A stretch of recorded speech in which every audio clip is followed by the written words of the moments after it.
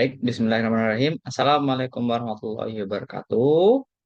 Selamat pagi, siang, sore, ataupun malam. Izinkan saya di sini untuk menyampaikan dan mempresentasikan ujian akhir semester mata kuliah kepemimpinan tahun ajaran 2023, program studi bisnis digital, dengan topik atau tema yang saya pilih yaitu self-management atau manajemen diri. Perkenalkan, nama saya Fajar Eno Ridwan dengan nomor induk mahasiswa 0110322018, program studi bisnis digital.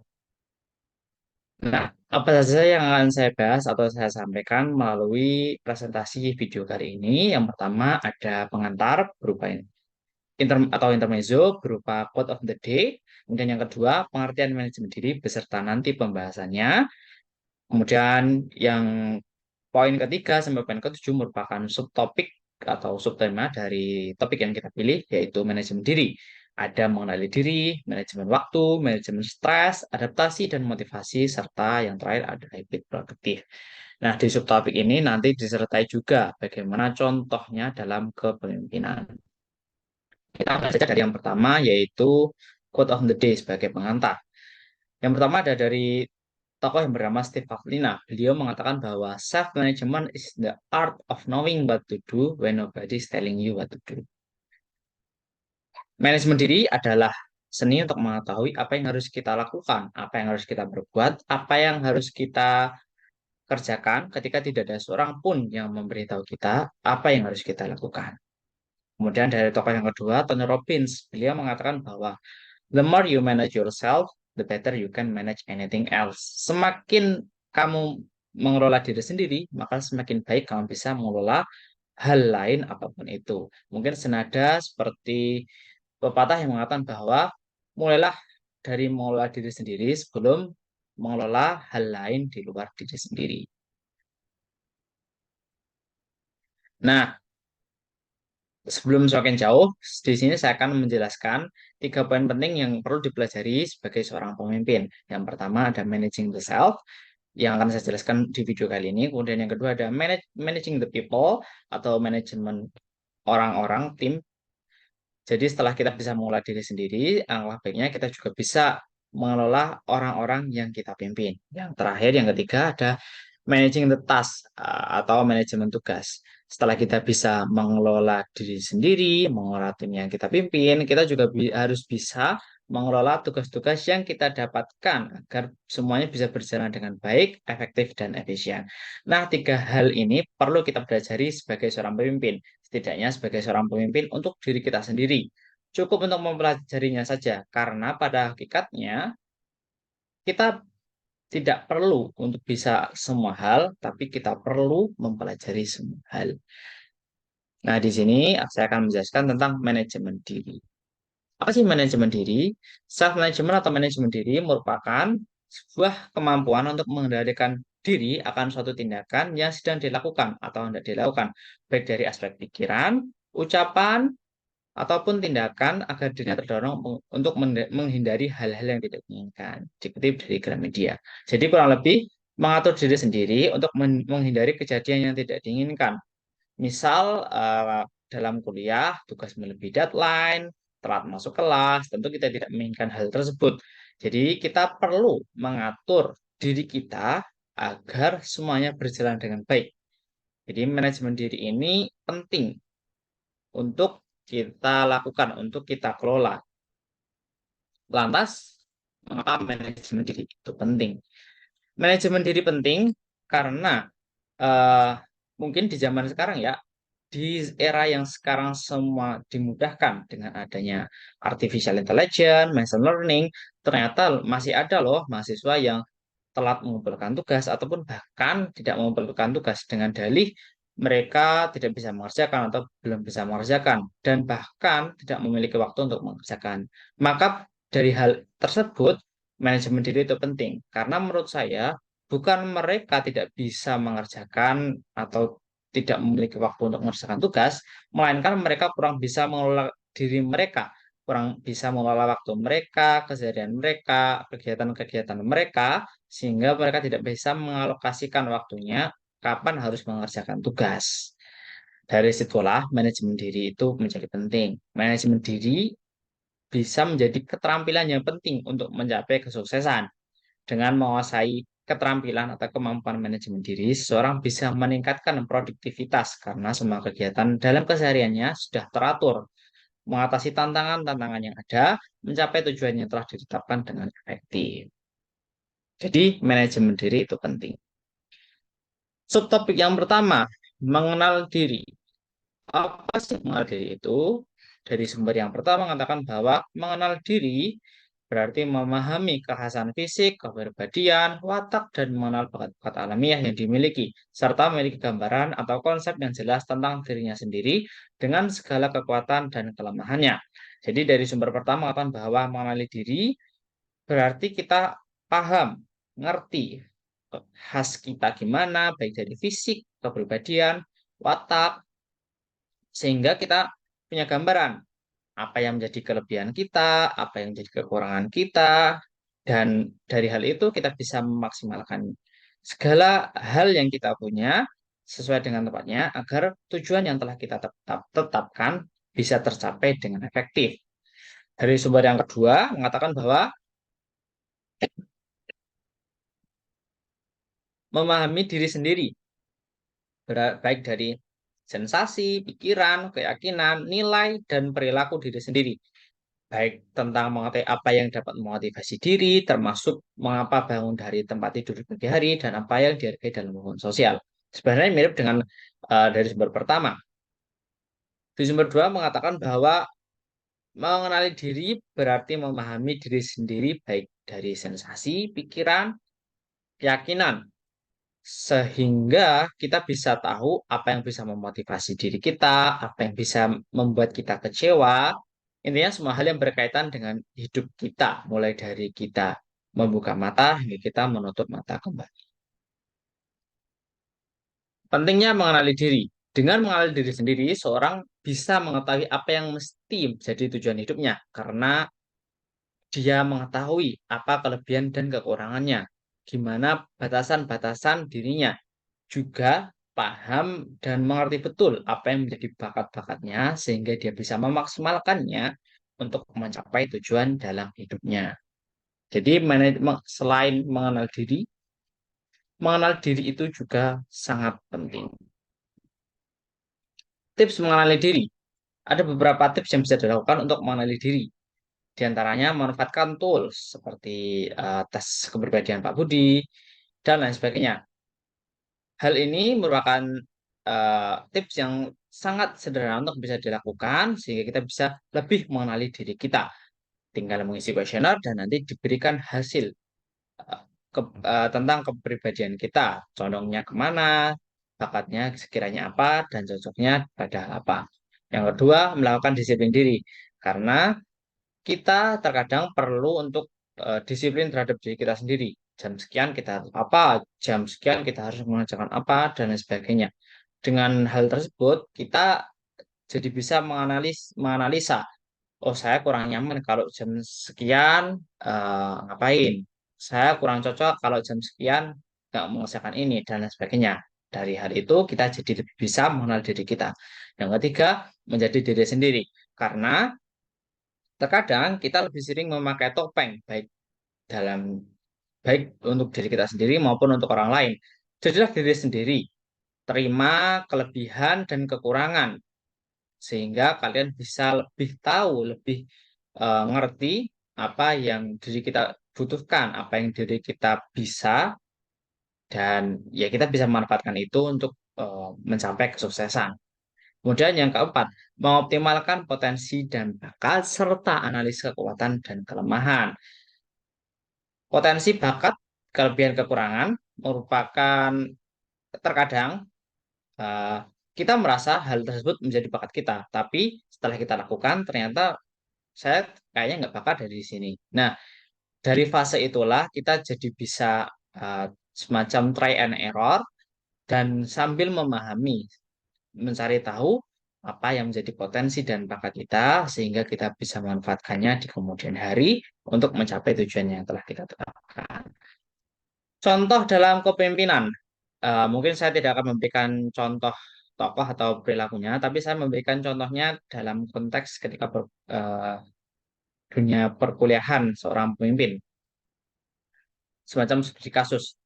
Jika seorang pemimpin mampu mengenali dirinya sendiri dengan baik, maka dia bisa mengenali anggotanya juga dengan baik. Dia bisa menentukan tujuan tim yang dia pimpin, bisa maksimalkan sumber daya yang dipunya dengan kelebihan-kelebihannya secara maksimal, mampu mengenali anggotanya dengan bakat-bakatnya sehingga bisa memposisikan anggotanya di bidang yang tepat. Jadi sebagai seorang pemimpin, alangkah baiknya bisa mengenali dirinya sendiri dengan baik agar bisa mengenali anggota yang ia pimpin dengan baik dan organisasi atau tim yang ia pimpin bisa berjalan juga dengan baik. Mengenali diri itu penting. Yang kedua, manajemen waktu. Setiap kita memiliki waktu yang sama, yakni 24 jam. Tapi mengapa ada yang bisa memanfaatkan waktu dengan baik, ada juga yang kurang bisa memanfaatkan waktu kurang baik. Lantas mengapa demikian? Kita bahas dari pengertian manajemen waktu.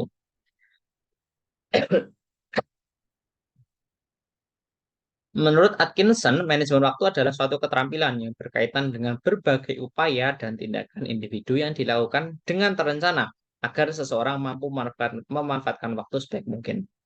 Jadi, menurut Atkinson, manajemen waktu itu keterampilan berupa upaya atau tindakan yang kita lakukan dalam keseharian kita agar waktu 24 jam yang kita punya itu bisa kita manfaatkan dengan sebaik mungkin.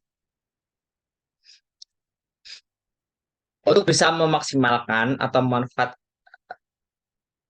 memanfaatkan waktu, kita perlu tahu nih hakikat waktu agar kita bisa lebih hormat terhadap waktu. Yang pertama, waktu itu berharga. Saking berharganya tidak akan tergantikan oleh harga apapun. Setiap detik yang kita jalani akan sangat berharga jika kita memanfaatkannya sebaik mungkin. Kemudian yang kedua, waktu tidak dapat kembali, diulang atau diubah. Waktu terus berputar, detik demi detik, menit demi menit, jam demi jam. Sehingga tidak dapat kembali, diulang atau diubah. Semua sudah menjadi ketetapan dan ditetapkan oleh Tuhan. Kemudian yang ketiga, terikat dan tidak dapat tergantikan. Setiap makhluk di dunia ini terikat dengan yang namanya waktu. Mulai dari membuka mata hingga menutup mata kembali. Semua berkaitan dengan waktu dan tidak ada yang bisa menggantikan waktu. Yang keempat, akan diminta pertanggungjawaban. Mungkin untuk dunia perkuliahan, ketika kita kurang bisa memanfaatkan waktu sebaik mungkin, sehingga tugas-tugas kita terbengkalai, maka kita akan berurusan dengan kemahasiswaan. Itu bentuk pertanggungjawaban atas kita kurang bisa memanfaatkan waktu. Dan tentunya kita sebagai insan di akhirat nanti akan dimintai pertanggungjawaban atas kita diberi umur berpuluh-puluh tahun di dunia, kita gunakan untuk apa saja.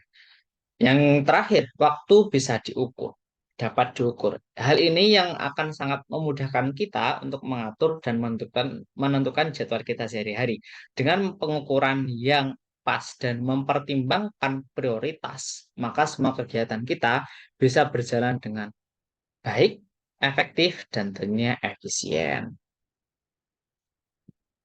Nah, untuk bisa memaksimalkan manajemen waktu, kita perlu memiliki yang namanya prioritas atau skala prioritas. Hal tersebut diperlukan agar kita memiliki sebuah kegiatan yang senantiasa harus kita dahulukan ketika ada hal lain yang ternyata jalannya berbarengan. Salah satu metode untuk menentukan prioritas adalah menggunakan kuadran prioritas. Di kuadran prioritas dapat kalian lihat ada 4 kuadran. Yang pertama ada genting, penting, genting, tidak penting, ketiga ada penting, tidak genting, dan keempat tidak genting dan tidak penting. Nah, kita tinggal menempatkan agenda atau kegiatan yang kita punya di 4 kuadran ini. Misal di kuadran 1 kegiatan apa saja, kuadran 2 kegiatan apa saja, dan seterusnya. Sehingga ketika ada kegiatan yang berbarengan, misal kita harus rapat, tapi juga ada kelas, kita pilih saja kegiatan yang jelas-jelas ada di kuadran pertama dan lebih mendahulukan itu sehingga kita bisa lebih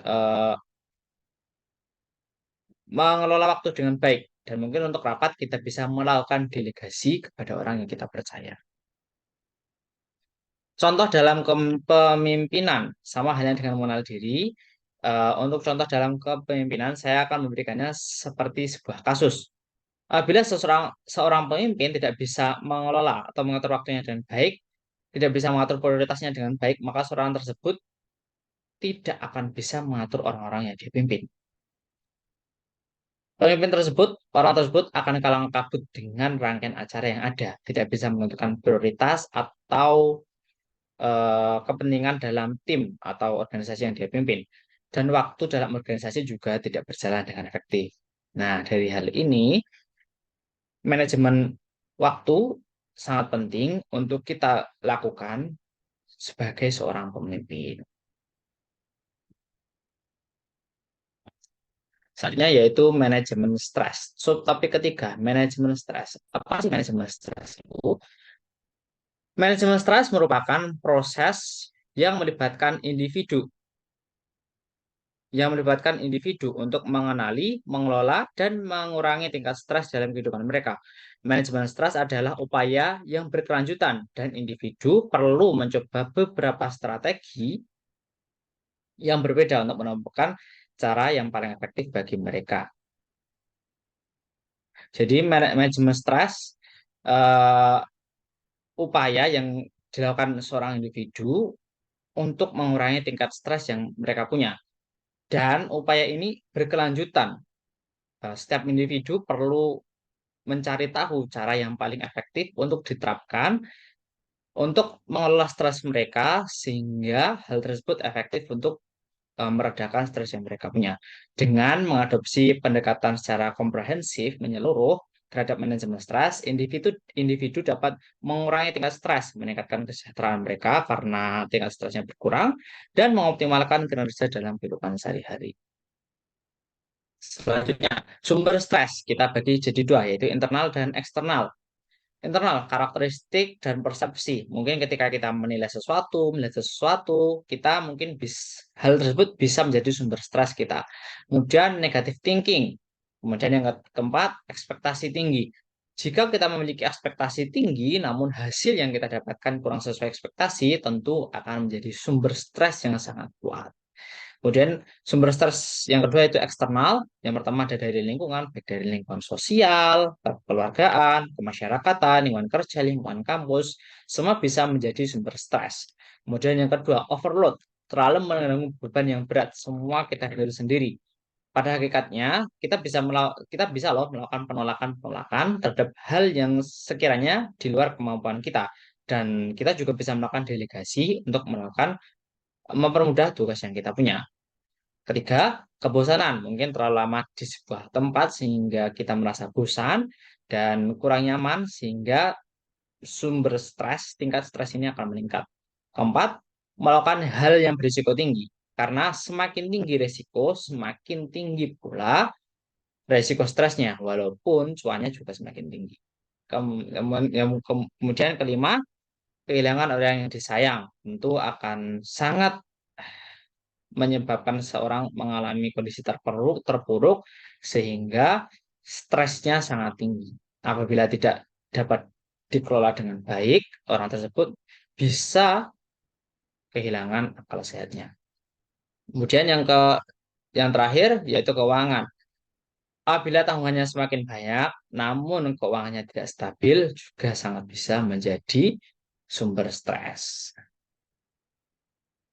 Lantas bagaimana cara kita untuk mengelola atau manage stres? Yang kita juga membaginya menjadi dua, yaitu internal dan eksternal. Dari yang internal, perbaiki pola makan. Karena jika tubuh tidak mendapatkan asupan nutrisi yang cukup, maka otak akan bekerja dua kali. Bekerja untuk apa yang ada di depannya, juga bekerja memikirkan apa yang terjadi dalam perutnya. Yang kedua, rajin berolahraga. Berolahraga baik untuk dilakukan, baik mungkin misal sebelum kita beraktivitas ataupun setelah beraktivitas di sore hari. Dapat mengurangi stres yang dirasakan. Olahraga juga bikin tidur lebih pulas, sehingga stresnya bisa lebih dikontrol.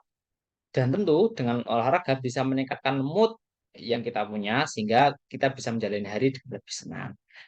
Kemudian yang ketiga, perbaiki pola tidur. Tidur adalah salah satu cara untuk manajemen stres. Karena itu, dengan melakukannya, kita harus memperbaiki kualitas tidur kita, memperbaiki durasi dan kualitas tidur kita. Bila kita kekurangan tidur atau saat badan kita tak mendapatkan kesempatan untuk beristirahat, tingkat stres akan ikut meningkat. Jadi perbaiki pola tidur untuk manajemen stres. Yang terakhir untuk internal, perbaiki hubungan sosial baik dengan keluarga, masyarakat, teman, saudara, dan batin rohani dengan Tuhan dan agama. Dekatkan diri dengan Tuhan melalui meningkatkan kualitas ibadah. Semakin dekat kita dengan Tuhan, semakin kita tahu bagaimana arah dalam hidup kita. Jadi tingkat stres lebih bisa dikelola. Kemudian cara yang kedua dengan eksternal bisa kita lakukan dengan memperbaiki kondisi lingkungan, baik lingkungan sosial, lingkungan keluarga, masyarakat, dengan teman, juga lingkungan kerja. Kedua, menerima dan mengerjakan tugas sesuai dengan kemampuan. Jangan sampai overload melebihi kemampuan dan batasan kita. Kemudian yang ketiga, healing. Terkadang kita juga perlu untuk rekreasi sejenak, melepaskan penat sejenak, sehingga stres tersebut, tingkat stres tersebut akan menurun. Yang terakhir, reward. Dengan memberikan penghargaan terhadap diri kita, kita bisa membuat atau memicu diri kita merasa senang terhadap pencapaian yang telah kita buat. Hal tersebut bisa meredakan stres yang kita punya. Contoh dalam kepemimpinan.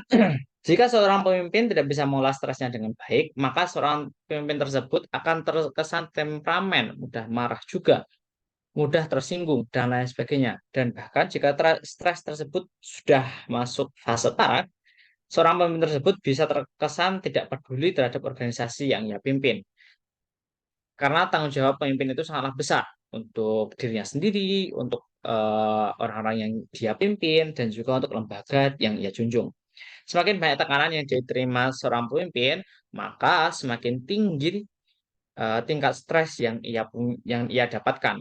Maka sudah sepatutnya seorang pemimpin itu memiliki pengelolaan stres yang baik agar organisasi yang ia pimpin bisa tetap berjalan dan tetap ada sosok pemimpin yang mengarahkan kemana arah organisasi untuk mencapai sebuah tujuan.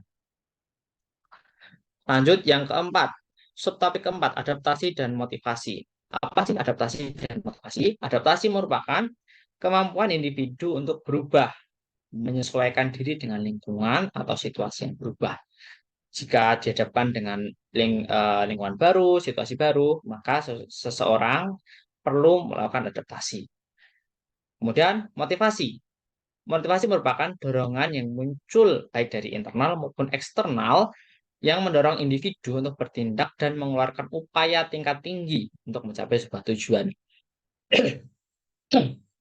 Semacam pemicu untuk kita tetap konsisten melakukan sebuah hal, berupaya semaksimal mungkin untuk mencapai tujuan yang telah ditetapkan.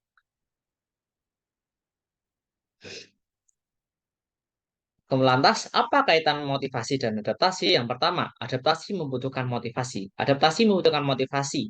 Ketika seseorang dihadapkan dengan perubahan atau tantangan, tentu adaptasi yang sukses memerlukan dorongan motivasi yang kuat.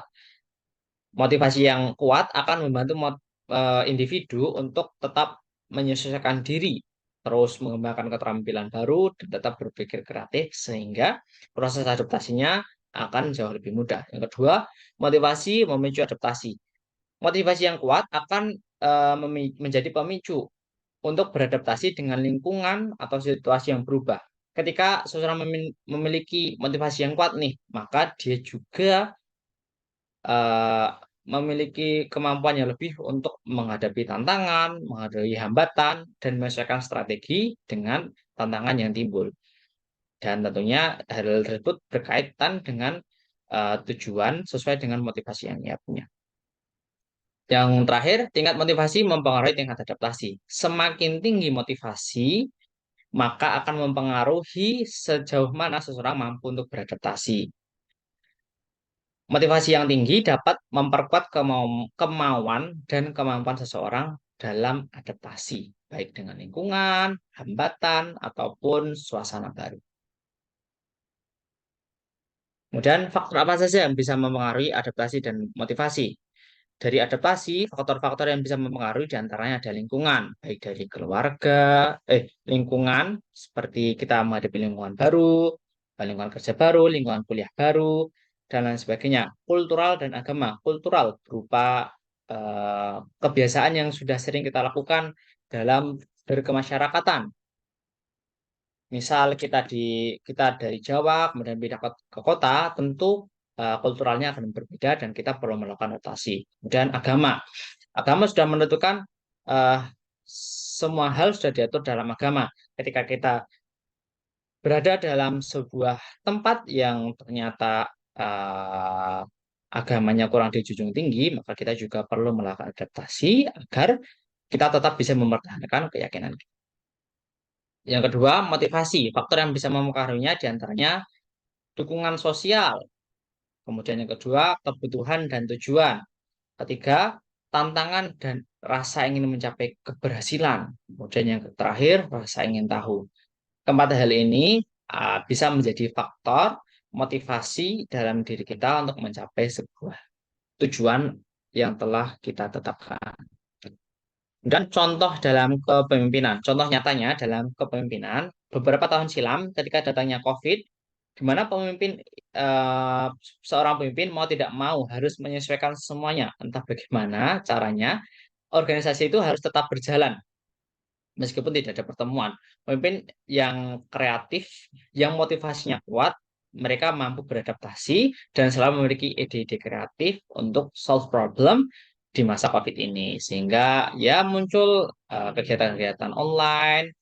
Hal tersebut kan termasuk dari timbulnya adaptasi yang kuat dan motivasi yang kuat dari seorang pemimpin. Topik yang terakhir yakni habit produktif. Apa sih habit produktif itu? Habit produktif merupakan kebiasaan atau rutinitas yang bisa membantu seseorang menjadi lebih efektif, efisien, dan produktif dalam kegiatan sehari-hari. Ini melibatkan pola pikir, keputusan, dan tindakan yang terfokus pada hasil yang diinginkan. Jadi, habit produktif sederhananya adalah kebiasaan atau rutinitas yang sering dilakukan eh, dengan melibatkan pola pikir dan tindakan yang terfokus pada hasil yang diinginkan. Misal kita ingin memperluas pengetahuan, maka habit produktif yang dilakukan adalah dengan membaca buku. Teori-teori teori-teori yang populer terkait dengan habit produktif. Sebenarnya ada banyak, namun di sini saya hanya akan menjelaskan tiga di antaranya. Yang pertama ada Charles Duhigg dengan bukunya yaitu The Power of Habit. Kemudian ada Stephen Covey dengan bukunya yang terkenal, sangat terkenal yaitu The Seven Habits of Highly Effective People. Kemudian yang terakhir ada James Clear dengan bukunya yang akhir-akhir ini menjadi tren yaitu Atomic Habit. Nah, di sini saya akan menjelaskan tentang habit loop yang pada awalnya diperkenalkan oleh Charles Duhigg, kemudian dikembangkan oleh James Clear. Pada awalnya Charles Duhigg memperkenalkan yaitu Q, Response, and Reward, dan James Clear mau mengembangkannya menjadi 4 kuadran, yaitu Q, Craving, Response, and Reward. Yang pertama, Q. Ketika kita ingin memulai sebuah habit, kita perlu yang namanya trigger atau pemicu untuk memulai habit. Misal kita ingin memulai habit membaca buku, maka kita perlu pemicunya. Misal kita ingin memperluas pengetahuan kita atau kita ingin memperoleh peringkat yang lebih bagus, itu bisa menjadi pemicu untuk kita melakukan habit. Kemudian yang kedua, setelah pemicu itu muncul, maka ada yang namanya craving, hasrat untuk melakukan habit, keinginan untuk mencari reward. Setelah kita tahu apa trigger kita untuk melakukan sebuah habit tersebut, maka kita perlu hal yang sekiranya bisa menyenangkan kita untuk melakukan sebuah habit tersebut. Misal, kita membaca buku di pagi hari ini. Kebiasaan kita di pagi hari adalah meminum teh. Maka kita bisa menempatkan teh setelah kita membaca buku. Hal tersebut bisa memperkuat, saya biasanya pagi hari minum teh, tapi saya harus membaca buku dahulu sebelum saya minum teh. Hal tersebut yang dinamakan craving. Yang ketiga, kuadran ketiga ada yang namanya response. Setelah kita memiliki Q dan craving, kita memiliki response. Tidak perlu muluk-muluk untuk melakukan habit yang sedikit demi sedikit, yang penting konsisten untuk melaksanakan habit tersebut. Tidak perlu kita langsung harus membaca satu buku baru minum teh, tapi ya mulailah dari hal sederhana. Misal kita membaca satu lembar buku setiap paginya, dan itu dilakukan konsisten, maka hal tersebut bisa lama-kelamaan akan semakin berkembang. Dan yang terakhir, reward. Hadiah perasaan senang setelah melakukan habit. Bisa berupa hanya perasaan saja. Oh, saya senang nih. Ternyata manfaat membaca buku di pagi hari begini. Atau kita juga bisa reward diri kita sendiri. Mungkin dengan menonton film yang kita suka, ataupun kita membeli barang atau jajanan yang kita suka. Nah, ini adalah habit yang senantiasa berputar jika kita ingin memulai sebuah habit. Mulailah dari dengan menentukan apa trigger atau pemicunya yang bisa dijadikan motivasi, kemudian penyemangatnya apa, dan mulailah dari hal-hal yang sederhana. Dan jangan lupa memberikan reward pada diri kita yang telah sukses melakukan habit tersebut. Contoh dalam kepemimpinan, hal baik sepatutnya tidak dijalankan sendiri, tapi seharusnya kita juga menerapkannya, disebarluaskan agar orang lain juga melaksanakan habit baik tersebut. Sebagai seorang pemimpin, bisa memanfaatkan kedudukannya untuk menerapkan habit positif ke dalam organisasi agar anggotanya juga terkena dampaknya. Mungkin bisa kita mulai dari hal-hal sederhana, misal be proaktif, menjadi proaktif dalam organisasi, kemudian mendahulukan prioritas, manajemen waktu, dan lain sebagainya. Dengan membiasakan habit produktif dalam organisasi, bisa meningkatkan kualitas organisasi dan tentunya para anggotanya bisa semakin produktif dalam kesehariannya. Jadi kualitas organisasi itu meningkat melalui habit produktif. Yang terakhir ada kesimpulan. Jadi, manajemen diri itu penting untuk dilakukan agar kita bisa lebih kenal dengan diri kita sendiri, sehingga kita bisa lebih mengenali diri kita, bisa mengatur diri kita, bisa mengatur waktu kita, mengelola stres dengan baik, meningkatkan adaptasi, memupuk motivasi, dan tentunya mulai untuk menerapkan habit produktif. Jadi, kelolalah diri kalian sebaik mungkin sebelum kalian mengelola atau memanage hal lain di luar diri kalian. Jadi kurang lebih sekian yang dapat saya sampaikan. Apabila ada kurangnya saya mohon maaf. Wassalamualaikum warahmatullahi wabarakatuh.